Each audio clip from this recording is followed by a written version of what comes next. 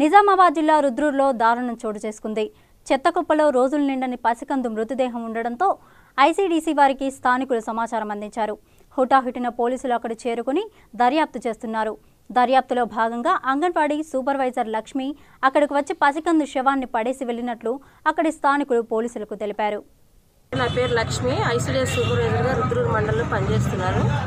అయితే మార్నింగ్ నాకు పోలీసు వాళ్ళు అంగన్వాడీ టీచర్కి ఇన్ఫర్మేషన్ ఇచ్చారు. ఇక్కడ ఒక చిన్న బేబీ చనిపోయి ఉంది, అర్జెంటుగా రావాలి, ఎవరి ఏరియాకు మాకు తెలియదని చెప్తే ఆ అంగన్వాడీ టీచర్ నాకు ఇన్ఫామ్ చేసింది.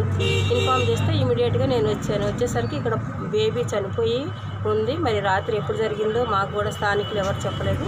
పోలీసు వాళ్ళ ఇన్ఫర్మేషన్ ప్రకారమే మేము చూడటం జరిగింది. ఆమె చనిపోయి డెత్ అయితే ఉంది, చీమలు కూడా పట్టి ఉన్నాయి సార్. మరి అది మేము ఎంక్వైరీ చేసి ఎవరికి సంబంధించి అంటే రుద్రూరు మండలం సంబంధించిన వాళ్ళందరూ కూడా గర్భవతులు అందరినీ కూడా ఎంక్వైరీ చేసి ప్రతి అంగన్వాడీ టీచర్ ద్వారా మేము ఇన్ఫర్మేషన్ తీసుకోవడం